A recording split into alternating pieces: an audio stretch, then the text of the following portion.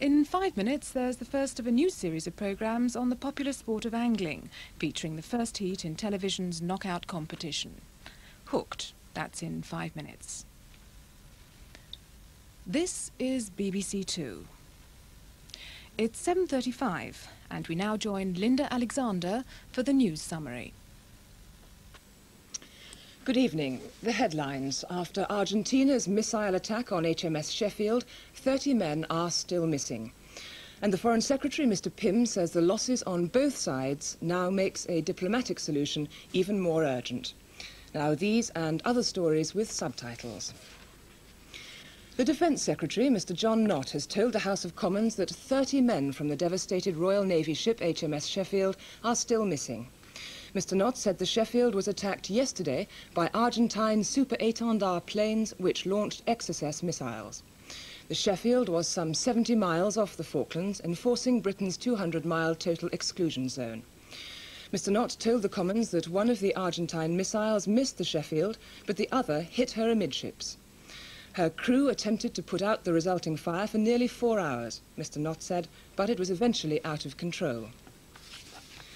The order was given to abandon ship at 7 o'clock in the evening, London time, and ships from the rest of the task force picked up survivors. MPs also heard from the Foreign Secretary, Francis Pym, who said the recent losses on both sides underlined the need for the crisis to be solved by diplomacy. Mr. Pym said a ceasefire and Argentine withdrawal were among ideas being discussed with the American Secretary of State, Alexander Haig. Mr. Pym added that proposals put to him by the United Nations Secretary-General were also being considered. The Harrier pilot killed in the bombing mission over the Falklands yesterday has been named. He was Lieutenant Nicholas Taylor, who was 32 and came from Dorset. He got married 18 months ago. In Argentina, the military junta still hasn't spoken of yesterday's attacks, but the news has been widely publicised in the Argentine media. Now, other news. Britain's dock workers have decided to postpone the national strike planned to start on Monday. Dockers' leaders say the reasons are a measure of agreement over job guarantees and concern over the Falklands crisis. 2 Merseyside policemen have been found not guilty of the manslaughter of a young disabled man who died during last summer's Toxteth riots. A police van struck 23-year-old David Moore while police officers were clearing the crowds after some of the worst of the riots.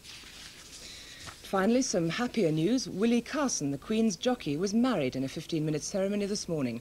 Then he dashed off to ride 5 races at Chester. He married Elaine Williams, the girl who nursed him through the injuries, which included a fractured skull, he sustained after a fall last year. And Willie's devotion to racing paid off because he came first in one of the events. In Newsnight tonight, Charles Wheeler and Ian Smith report live from America on the responses from Britain and Argentina to the latest United Nations quest for peace. At home, over 70 Labour MPs have signed a Commons motion calling for a ceasefire in the South Atlantic.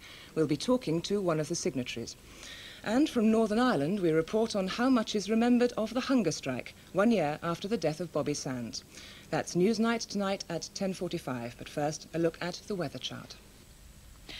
Tonight, further showers are likely in southern areas and also more generally over Scotland and Northern Ireland.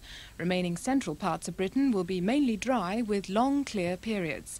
In many places, a frost is likely by morning. Tomorrow will be another showery day for most of the parts of the country.